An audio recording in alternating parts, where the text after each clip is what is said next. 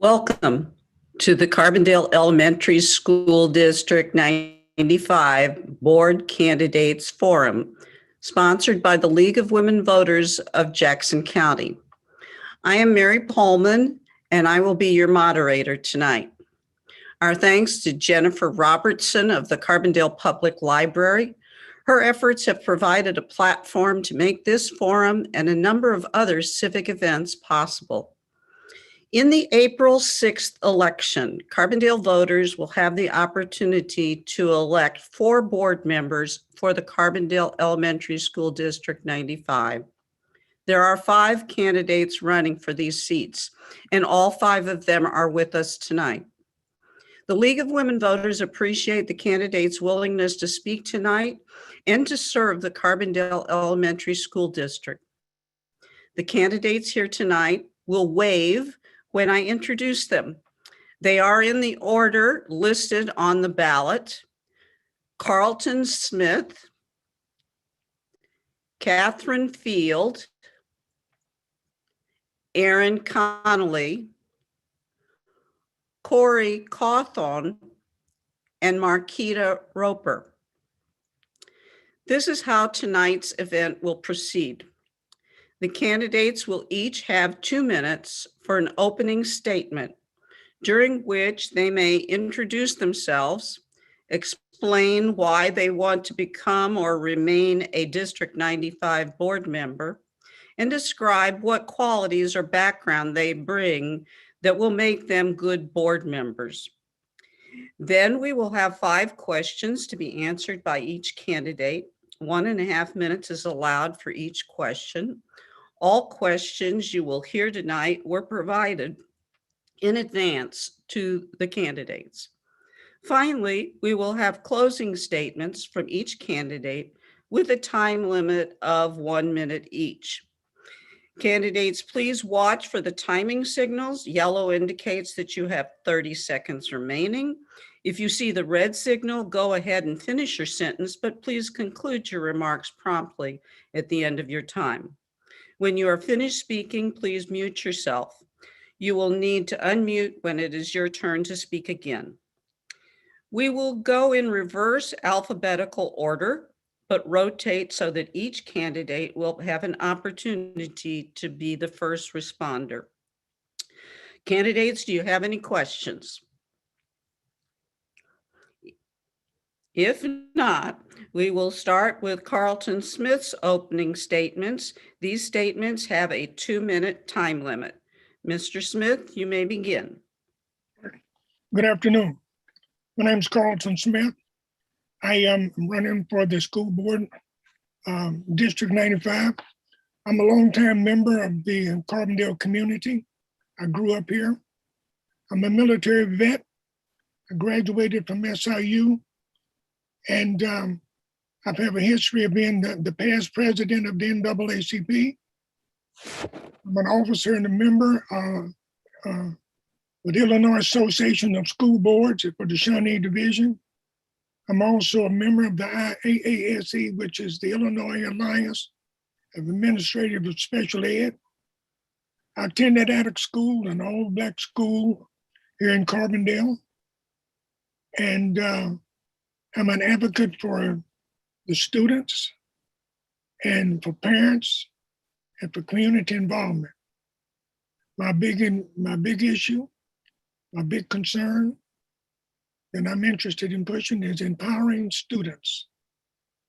And I'm running for the school board because I care for kids, and at least 47% of the students that in our district are from my community that I'm familiar with.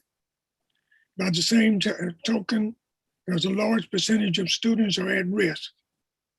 And I have a concern and an invested interest both in the community, the kids, and the school district. So I would appreciate you would consider me for re-election to the school board. Thank you. Thank you, Mr. Smith. Now Markida Roper. Good evening. I would like to thank you, the League of Women Voters, for the invitation to share my platform with the community. My name is Markida Roper. I am a native of Carbondale and an alum of the District 95. I currently serve on CES District 95 School Board by appointment and currently running as an incumbent in the upcoming election.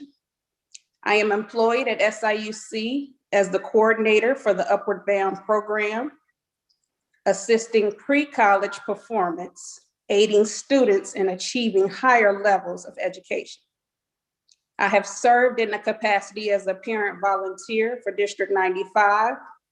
I am a certified drug and alcohol counselor, a proud member of Delta Sigma Theta Sorority Incorporated. And some of the reasons of why I am running for the school board and my platform consists of, I believe in fostering relationships with teachers and parents. I also believe in ensuring that our students have adequate resources to be successful, and also building relationships with our community representatives, agencies within the town of Carbondale, because District 95 cannot do this alone. Amongst my most cherished accomplishments is being happily married to Marcellus and the proud mother of Makari, who's an 8th grader at Carbondale Middle School, Malia, she's a 2nd grader at Thomas Elementary School. And I also have a stepdaughter, Jakayla, who was reared through Carbondale Elementary School and Carbondale High School as well. Within my children, I instill the values of service, and I hold dear ensuring that a legacy of service and volunteerism is reflected in everything that I do.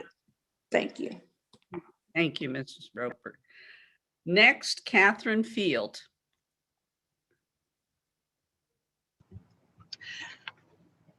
My late husband, E.G. Hughes, and I moved to Carbondale in 1985. We raised 2 daughters here, one of whom still lives here, has a young son, Frankie, who's a student at Thomas School. Because of the pandemic, I've been helping Frankie do a lot of remote learning on his Chromebook while his parents work. So when I've listened to parents talking about their experience this year, I'm not just listening, I know. I'm now retired, but I have worked in the criminal justice and substance abuse treatment fields. And more recently, I taught at the college level, taught both English and sociology at John A. Logan and SIU, where I was also the undergraduate advisor for the Department of Sociology. I am a past president of PEO Chapter KL, a past president of the Stage Company, a founding board member of the Varsity Center, a former member of the Carbondale Planning Commission, a longtime member of the Peace Coalition, and currently a coordinator for the Carbondale Racial Justice Coalition. Since joining the District 95 Board of Education in 2017, I have served on the Negotiations Committee and as chair of the Policy Committee. Since 2019, I have served as board secretary as well, and I hope to highlight a few of the board's accomplishments at tonight's forum.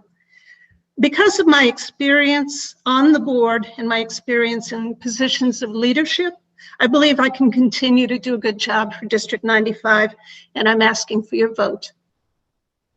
Thank you. Thank you, Mrs. Field. Erin Connelly next.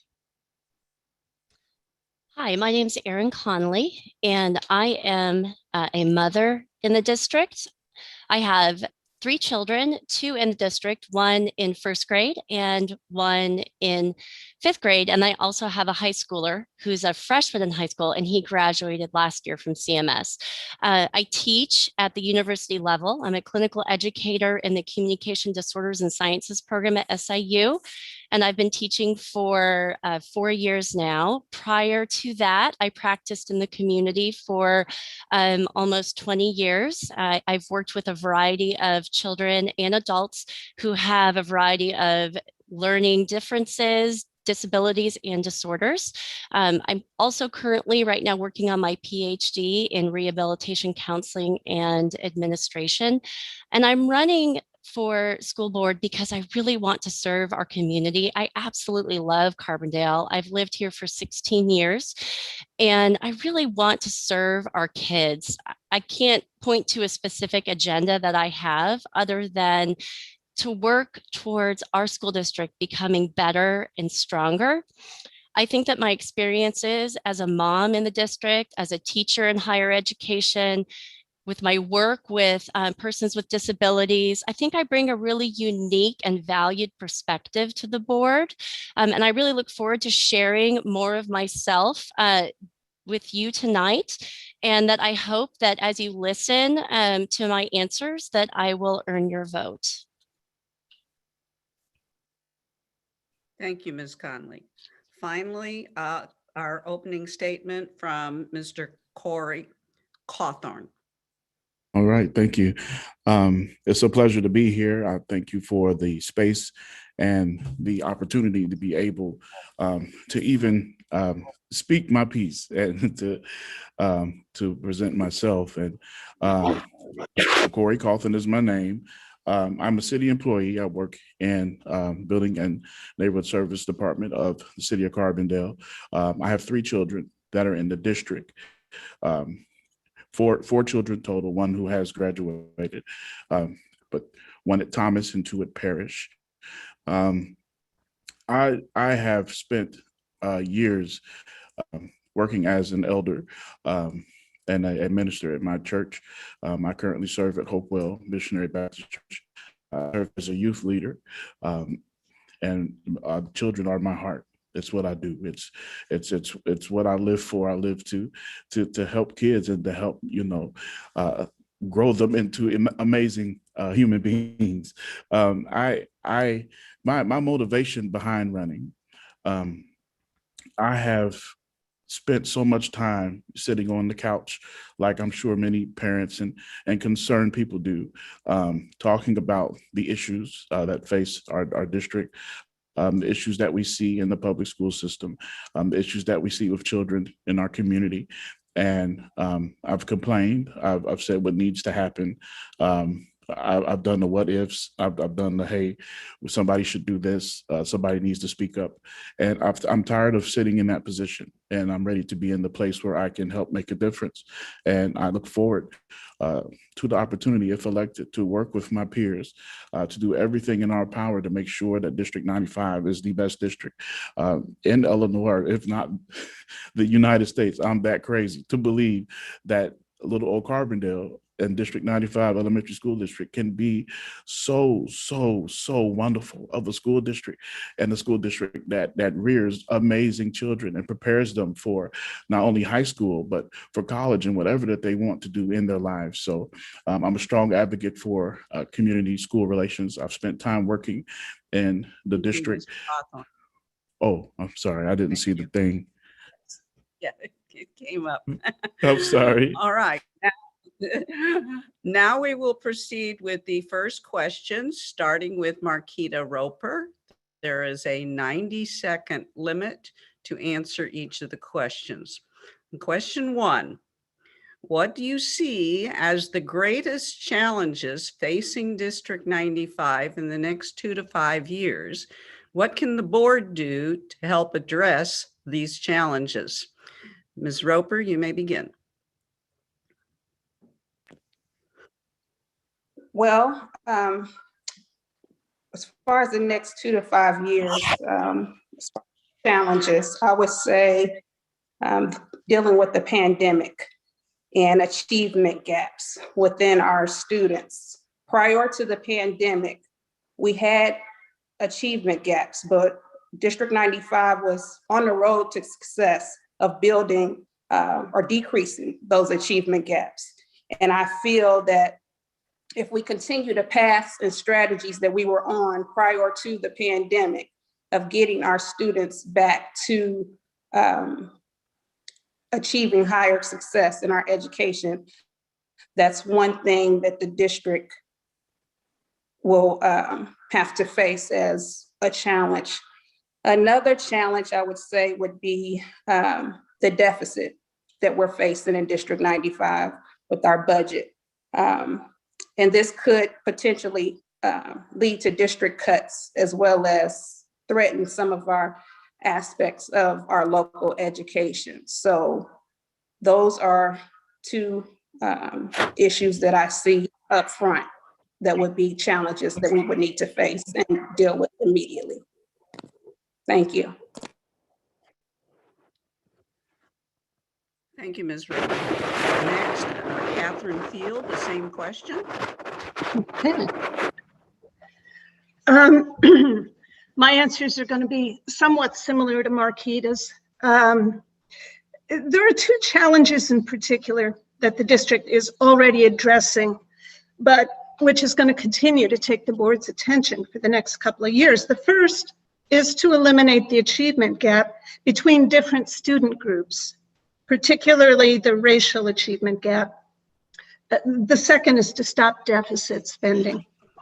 Now, regarding the first challenge, 58% of our students report themselves to be either Black or mixed race. Our teachers are 82% white. Now, I have mentioned in other forums how our district is providing ongoing training and cultural competency. So the teachers we have already, who already love our kids, can try new ways to connect with them. This effort should continue, because of course it should. We have also been actively working to increase the number of African-American teachers, and we should continue that effort as well. The research has shown that Black children do better in school, both socially and educationally, when exposed to even a few Black teachers. And the research shows that there's no corresponding disadvantage to the non-Black students. It's a win-win. As far as the budget deficit is concerned, I support the district's current efforts to examine whether vacant jobs need to be refilled and perhaps to adjust class sizes. I'm committed to spending the next few years watching other expenditures very closely. Thank you. Thank you, Ms. Field. Next, same question, Erin Connelly. I agree with both Catherine and Markida in what they have laid out. I think that the pandemic gaps are really important. I see them in my own children, particularly my first grader. She's been significantly impacted by the pandemic. And I think if we take a look at how important kindergarten and first grade and second grade are, that's when the children are learning their foundational knowledge. And so we really have to work hard so that we can quickly close those gaps for our young learners, so that when they transition into third grade, when they're now they're not learning to read, they're reading to learn, they can easily use those skills. I think that's really important. While it's important in all the grades, we want to start them with a firm and a solid foundation that they can continue to build. I think it's also important that our district continue to do what they're doing now, what I see them doing with my kids, which is a really individual education. Not every kid fits in the same hole. So you want to provide the opportunity for the kids who need more support to get that. You want children who are in the middle to be pushed, and you want children who are excelling to be continued to be enriched. I think that those areas, if we continue to work on our achievement and helping our children to achieve, we're going to be a strong district, whether we're in remote learning or in person. Thank you, Ms. Connelly. Next, Corey Cawthorn. I'll start by saying I agree with everything that my fellow candidates are saying. And being new, I'm not aware of all the challenges the district is facing, but I will say that pandemic gap is real. I have my youngest daughter, she's in pre-K, and unfortunately, her very first year of school was spent at our kitchen table on a laptop, and very, very disappointing, for me. And her first day finally at school was yesterday, was Monday, and the excitement on her face was oh my goodness. And I was just happy that, you know, she hopped out the van, telling everybody who her teacher was, she was ready to go. And, you know, I just, that gap that's there is real. And I think instead of, you know, pointing out the issues, I'm really more concerned with how we deal with the issues. I'm really concerned that as a board member, if elected, that we face any challenge that may arise. I think it's important to address them head on. I also think that it's important to communicate with everyone involved and to work diligently towards solutions. Unfortunately, we live in a day and age where solutions tend to be far from people's minds when there are problems. We tend to point at the problem. We want to point at people who are causing problems and fight and fuss and argue. I'm more concerned with solutions. So I think keeping that in our eyesight, we can find the solution. Thank you. Thank you, Mr. Cawthon. Finally, same question, Carlton Smith. Yes. The greatest challenges that the district have is dealing with the achievement gap and the student that's at risk. This has been a long, ongoing process and a problem in District 95. Then with the pandemic and other issues coming in, it's exacerbated it, but it's been a long history in it. That one of the big challenges to that is getting parents and the communities involved in that to reduce that. And hopefully with trying to get the parents and them involved, we can reduce that number by 85%. There's a direct connection between the students at risk and the parents of the students. We have got to find a way to connect that with the district so that we can work that problem out. The way that we can do that is that demand high expectations within the district. This is by the board. It's then accountability. It's tying expectations to evaluations of the teachers and the staff so that we can meet that demand and that achievement. It's a board obligation to empower students. That's the greatest problem I find in the district. Thank you, Mr. Smith.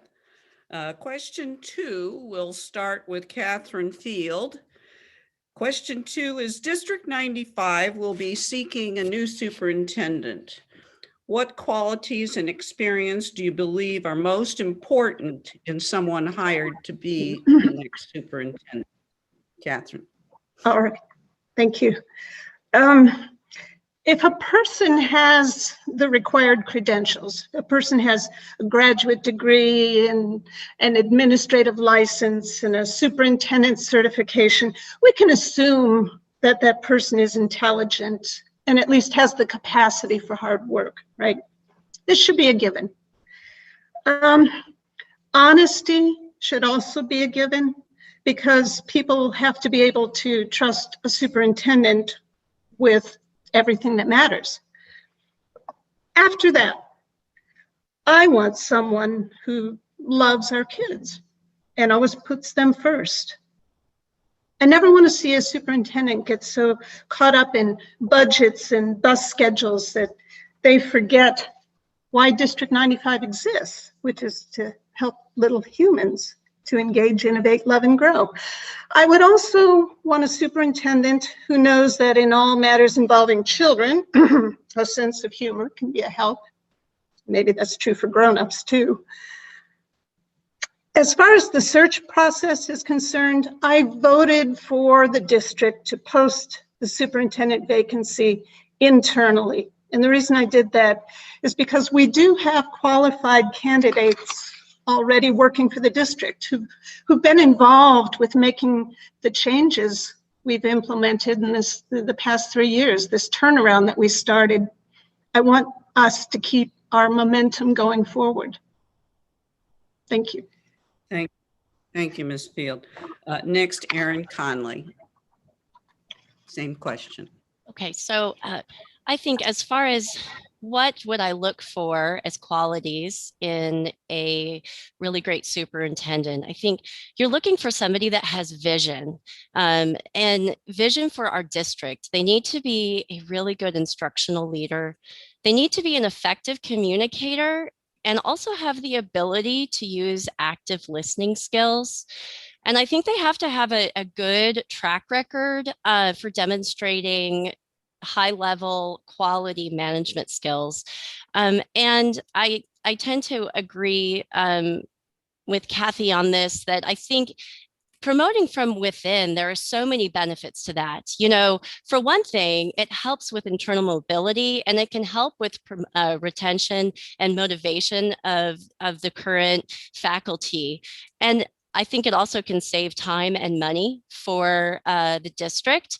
I think it also, helps to continue with the culture that's being created. I think that from what I've seen as a mother, District 95 has really been moving in a good direction. And if we are able to find somebody that has the skills that we need internally, it's going to help us to continue moving our district in the trajectory that we're on. Thank you, Ms. Connelly. Next, Corey Cawthon, same question. Thank you. I agree with everything that's been said, especially with someone who is familiar with the direction that the district is already going in, because what we don't need is a reset. We need a continuation of what's been happening. I think the district is headed in the right direction, and that needs to continue. And the only way that that does continue is with a qualified individual who is in touch with our community. And when I say our, I mean Carbondale, I mean everybody, including, you know, the Black community, but as well as everyone who's in our community that's in touch with that, because what we need more is communities in school relation, ability to understand chain of command. I think that's very important. A lot of times you have a parent that has an issue, they want to go straight to the superintendent, and, you know, they want to skip over people or do different things. And really all it does is causes confusion when things could be handled before it even reaches that level. So I think that is something that's very important to understand.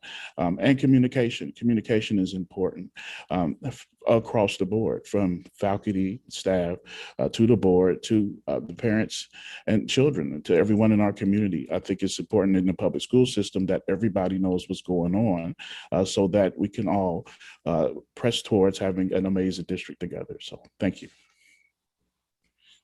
Thank you, Mr. Cawthorn. Next, Carlton Smith, same question. Sure. The qualifications for hiring a new superintendent. I think that a new superintendent should have great management skills, great and intensive legislative knowledge and concerning the school district and school policies, a great understanding of the school code, and high educational standards for the students. And then has an avenue or leadership skills in pushing that. Great communication skills to be able to work with the community and the staff to get them all on board and to draw in all of your stakeholders.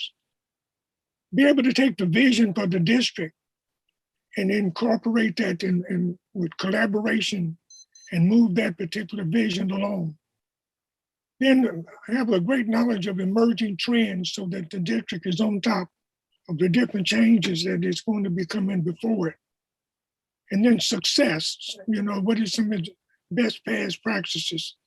Then as far as the local, not national, but I went for the local. We need somebody that is familiar already with our school district, with our kids, knowledge of our vision and the direction of the board. Thank you. Thank you, Mr. Smith. Finally, Markida Roper. Thank you. I believe that the new District 95 superintendent should hold strong leadership qualities, love for children, and excellent communication skills.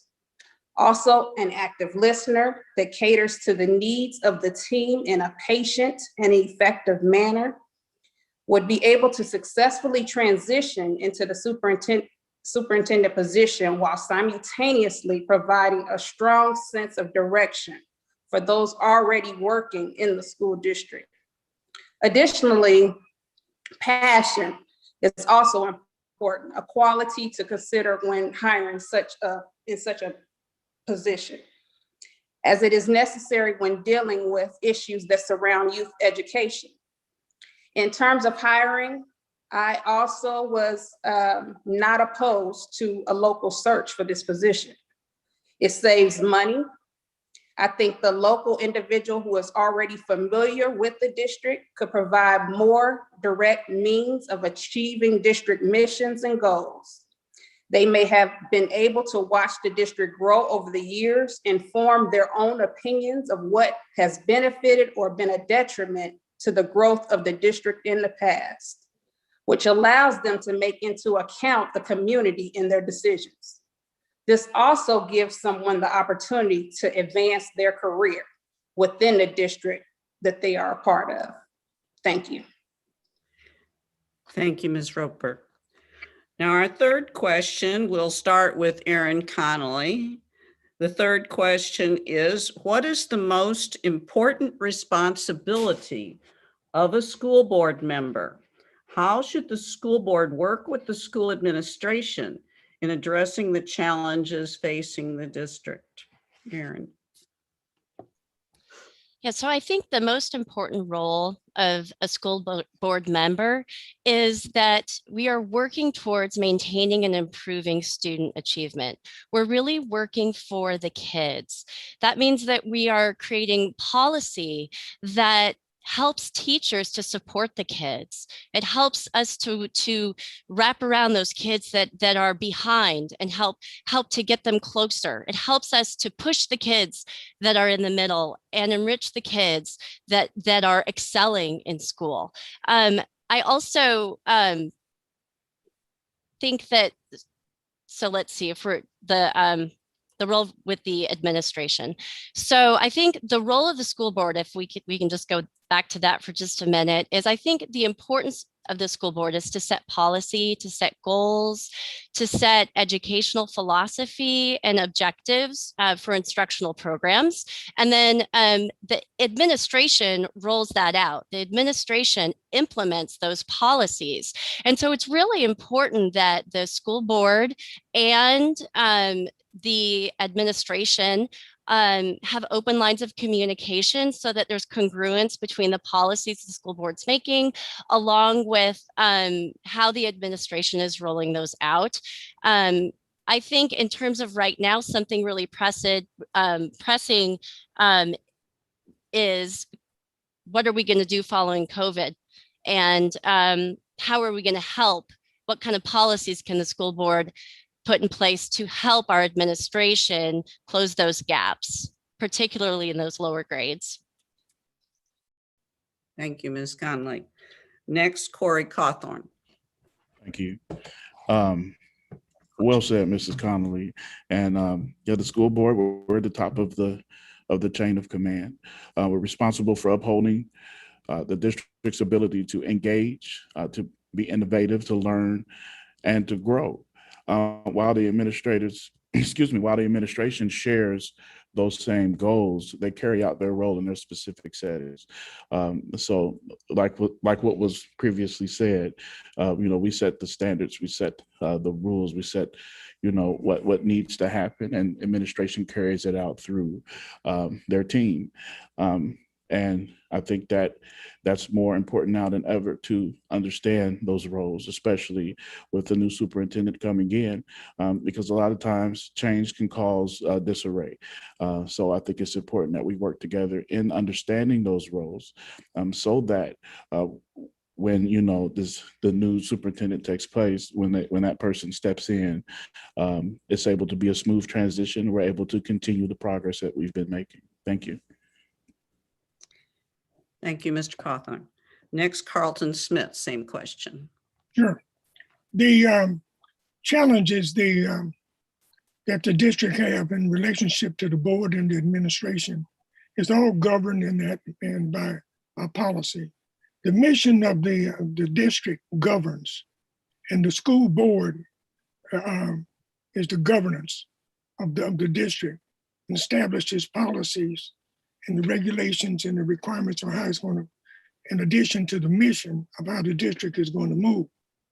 The superintendent works under the board and takes those policies regulations, and the mission, and administer those throughout the district with the staff in collaboration with the staff and with the school board.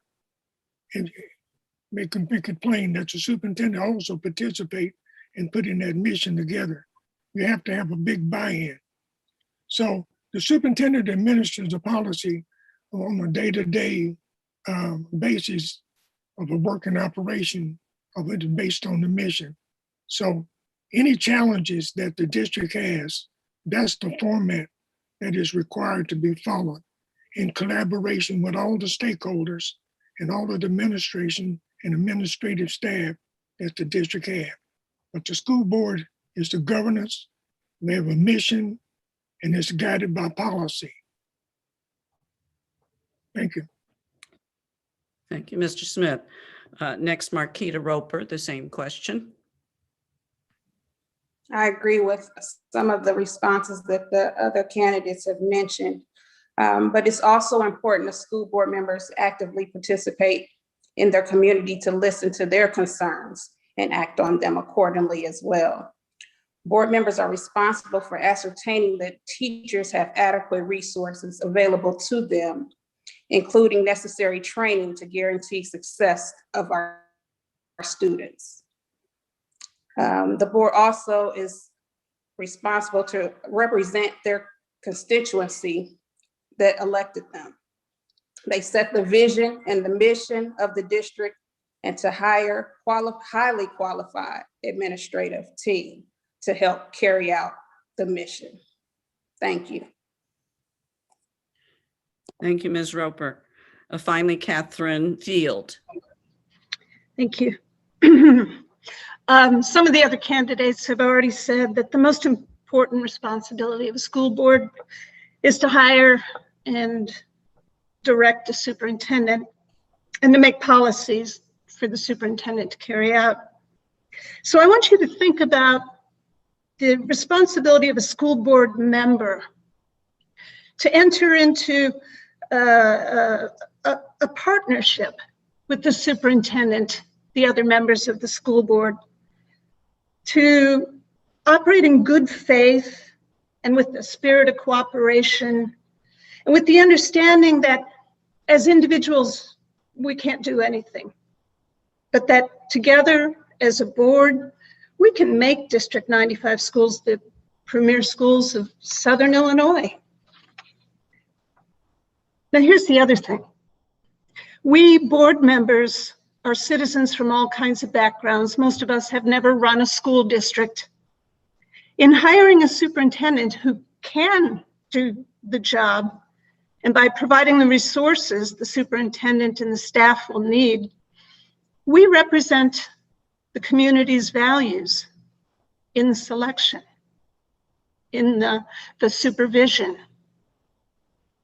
And then we assess how well the superintendent and the schools are serving the community.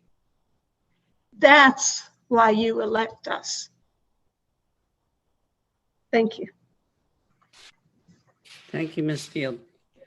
Now on to question number 4, starting with Corey Cawthon.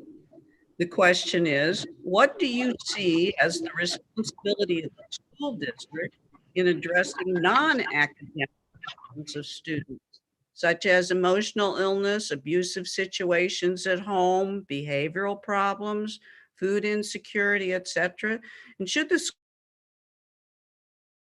what's called wraparound services for students?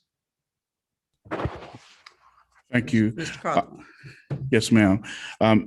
Education, I believe, is more than reading, writing, and arithmetic. Our kids have to be in environments that are conducive to learning. We have to realize that emotional health, mental health, it's important, and it plays a major role in the education of our kids and in their growth. With partnerships and different programs that promote emotional, mental health, physical health, etc., we are making sure that we are doing everything we can to be successful in properly educating our kids. So I think it goes hand in hand. All of it does. our teachers, I believe, have a heart for our kids. If they see something in the child that isn't normal, they're mandated reporters. I'm sure they're doing what they need to do to make sure if a child looks hurt or looks like something's going on with them in the home, that they're speaking up for that child. Those are the type of teachers that District 95 needs. So thank you. Thank you, Mr. Cawthorn. Next, Carlton Smith, same question. Yeah. The school districts that have been basically generally defined by the dictionaries or encyclopedias is not the school districts that we operate in today. Today, the school districts are required to deal with the whole child. The way the child comes is the way we have to address that. And it's a responsibility that we take their child and provide them with the best opportunity of education that we can. So, but you have to understand that the school district and this educational process is governed by codified law and statutes and regulations, FABE and IDEA, providing public education to students. They're governed by that, and they're all legislative mandates. So we're required to do that. So we have to think of in the process, teachers teach, but at the same time, they have to deal with teaching and working with the whole child, whatever conditions, environmental issues at home, whether the child is eating, had anything to eat today, or whatever, we have to deal with the whole child in order to prepare that child for learning, to provide them the education that we would like. Thank you. Mr. Smith, that's Markida Roper. Question. I believe it is crucial to approach the local school system from an encompassing perspective that dismantles the whole problem from its root cause. Is the district completely responsible for all aspects of its student lives? No. However, they do play a major role in their everyday lives, and as such, they should be intensely aware of the possible consequences non-academic problems may have on a student's academic performance if not immediately addressed. We have social workers available and ongoing partnerships with Centerstone who can assist in these type of cases, working alongside children who face non-academic issues that see themselves negatively reflected in their schoolwork. This allows for distributed responsibility, as the teacher will not solely be accountable for ensuring the child's progress. Thank you. Thank you, Ms. Roper. Next, Catherine Field, same question. Okay.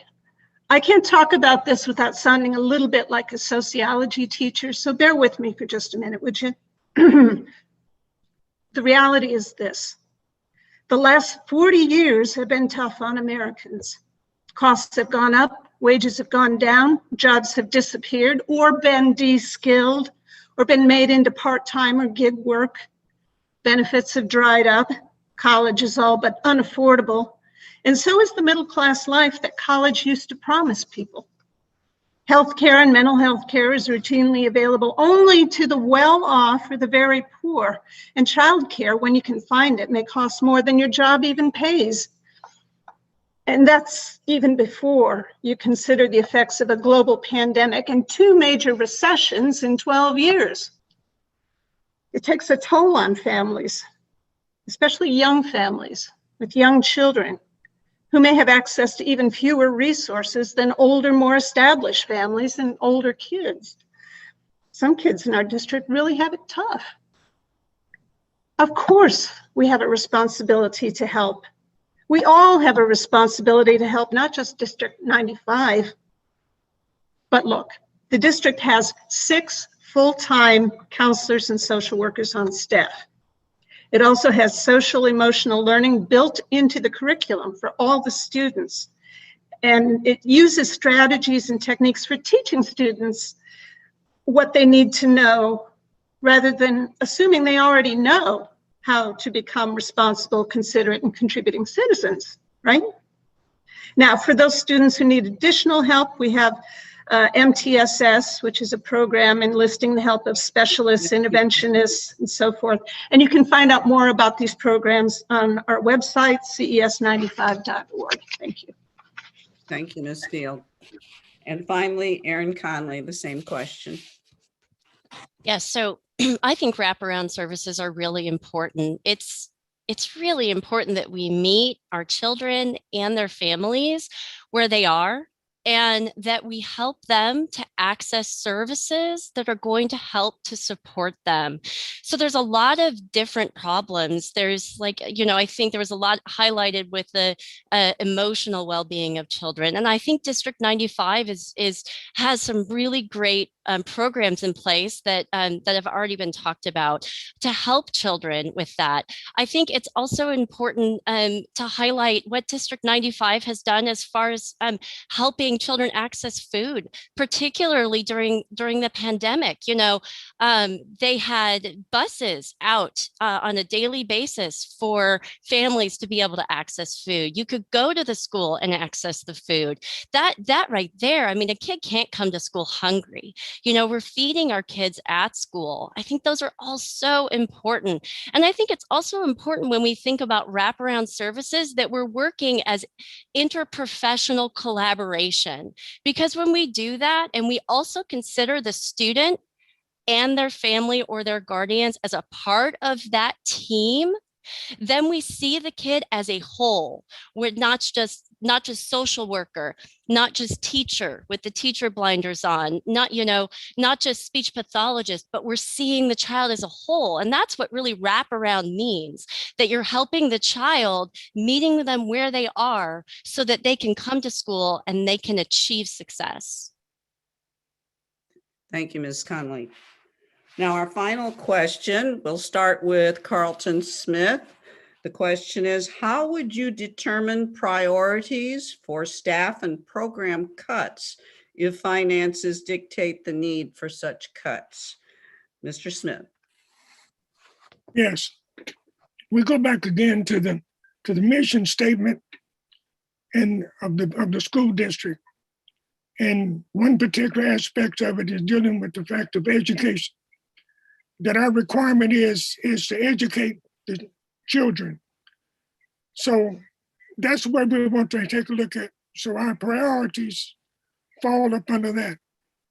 Is to find out that we want to make sure that we get that particular goal taken care of.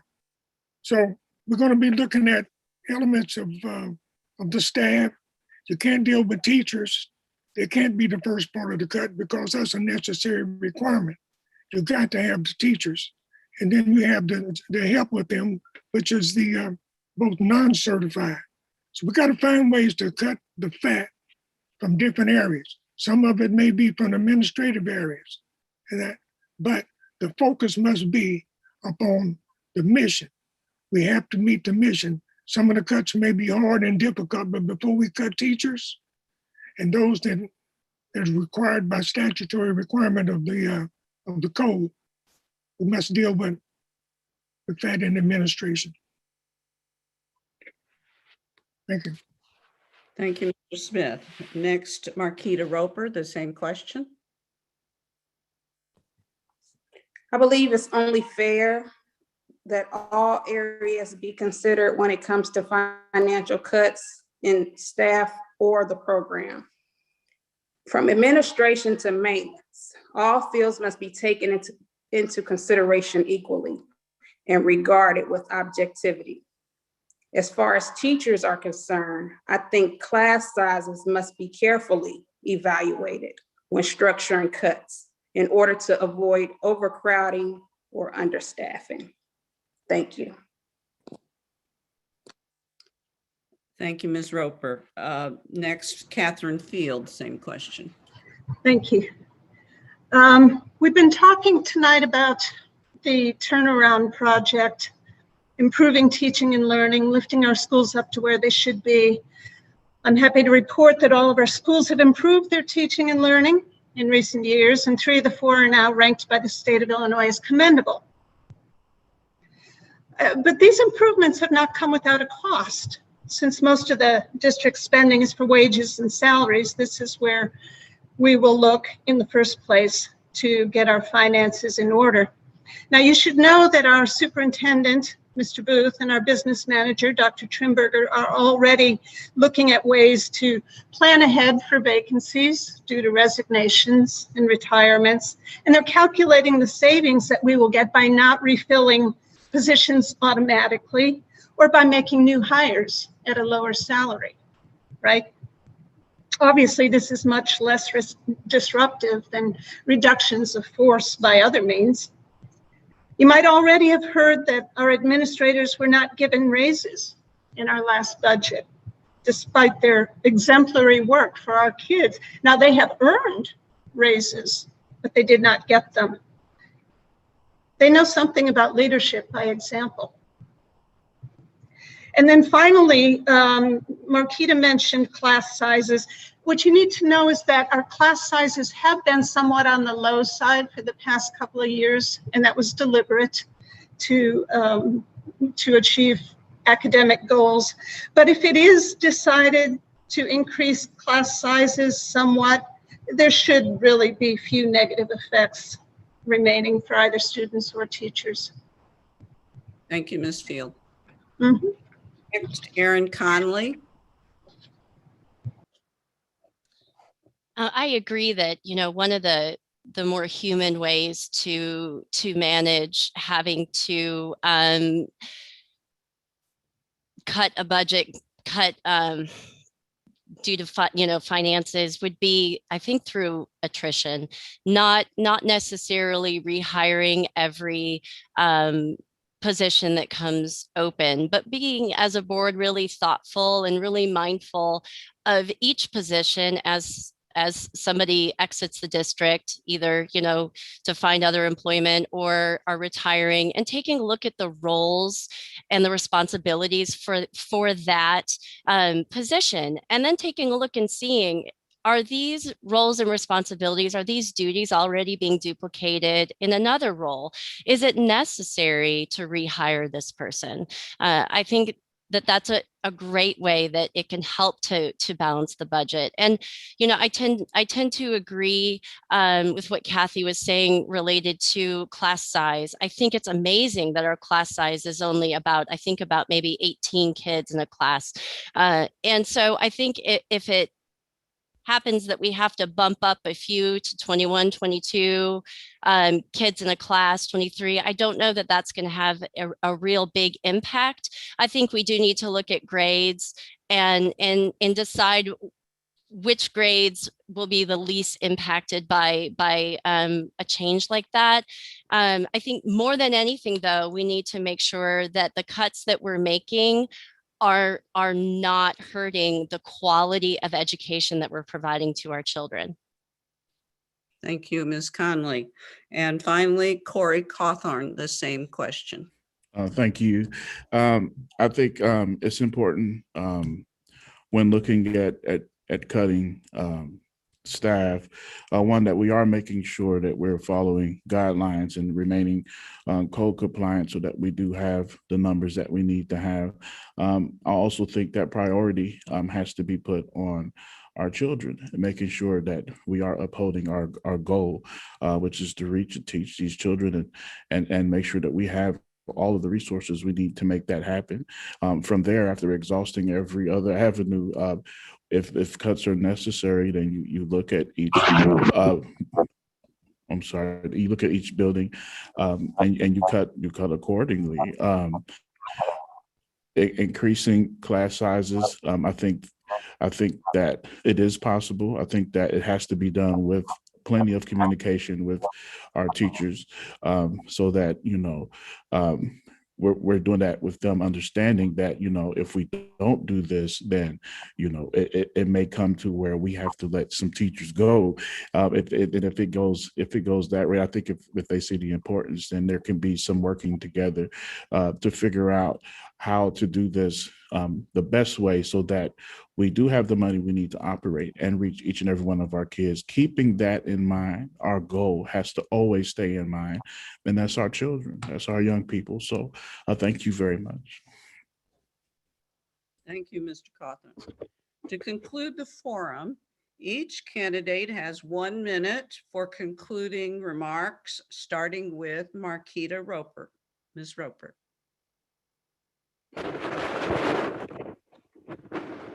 Thanks again for the opportunity to participate in this forum. With short and long-term challenges facing the district and the community, now is the time for experienced, bold leadership. My heart to serve the felt needs of children in my community has woven a thread throughout my career and volunteer service. Please vote for Markida Roper, April 6th. Thank you. Thank you, Ms. Roper. Catherine Field. Okay, thank you. At one of the other forums, someone asked a question, and I've been thinking about it ever since. The question was this: how important is public education? Here's what I think. Public education is the only means we have that we can count on to teach democratic ideas, values, and norms to our children, all of them. It is the only social institution dedicated to producing good citizens. That makes public education as important as democracy itself. When you exercise your right to vote this election, I hope you vote for me. Thank you. Thank you, Ms. Field. Next, Erin Connelly. So I think what you'll find in me and as a board member is somebody who really loves to work in a team. I love to work together. I respect other people's opinions, and I value someone else's opinion, even if it's different than mine. And yet I'm not afraid to stand up and speak my opinion, even if I'm the only one in the room that has that opinion. And I'm able to do that in a really respectful way. I think that, like I said in the beginning, my experiences as a district mom, a teacher in higher education, and my work with persons with disabilities will bring a really unique perspective to the board. I am ready to jump in, roll up my sleeves, and get to work for our kids. This district has been great for my kids, and my children have really flourished, and I want to give back and help all children to flourish. And I hope that I have earned your vote. Please vote on April 6th. Thank you, Ms. Connelly. Next, Corey Cawthorn. Thank you. I am invested. I am invested in our community. I'm invested in our school district. I grew up here. I grew up through District 95. I've worked in District 95, and I have children in District 95. Those three unique perspectives, I think, qualify me to sit on a board that is making decisions to help forward District 95 in the right direction. I want nothing more but for our young people to be positioned for success and for amazing futures. And that can happen right here in Carbondale. I work amazingly with other people. I want nothing more but to sit with amazing individuals working together to make those decisions, to make sure District 95 is the best that it can be. And I can do that with your vote on April the 6th. So I really appreciate this time and space, and I hope that you vote for Corey Cawthon on April the 6th. Thank you very much. Thank you, Mr. Cawthorn. And finally, Carlton Smith. Sure. Again, I'm a lifelong member of the community. The majority of the students that we have in our district I know them, they're from our community. I have an interest in totally empowering students in education. I believe that is a big deal and is one of the most important things in our community. And I'm interested in addressing the students at risk, which I also find to be a great challenge. I think that my record on the board in addressing issues, addressing difficult issues, indicate that I will stand up for what I believe to be correct. Schools are here to educate, and I think I'm in line with my oath of office to do that. And I'm asking for re-election to the school board. Thank you. Thank you, Mr. Smith. Our thanks to all the candidates for appearing here this evening. If we were in person, this would be a time for applause. Please accept this virtual applause and our appreciation. On behalf of the League of Women Voters, I encourage you to continue being an informed voter. The League is sponsoring one more candidate forum in advance of the April 6th election. A forum for the John A. Logan College Board of Trustees candidate will be held Thursday, March 18th at 6:30 p.m. You can watch online by registering at the carbondalepubliclibrary.org website. Be sure to vote on April 6th at your polling place, or to vote early in Carbondale this year, you can do it at First United Methodist Church, 214 West Main Street. This location change from the Civic Center is due to the Civic Center being a mass COVID vaccination site. Those remaining early voting dates at First United Methodist Church are March 22nd and April 1st from 9 a.m. until 3 p.m. You can also early vote 3 different dates at the SIU Student Center, March 18, 24th, April 2nd, from 9 a.m. until 3 p.m. Or you can vote at the Jackson County Clerk's office in the Jackson County Courthouse during their business hours, weekdays, 8 a.m. to 4 p.m., currently ongoing, and also April 3rd, the Saturday before Election Day, from 8 a.m. until noon. Of course, you can vote at your usual polling place on April 6th. Again, on behalf of the League of Women Voters, thank you, candidates, thank you, audience, and thank you, the Carbondale Public Library.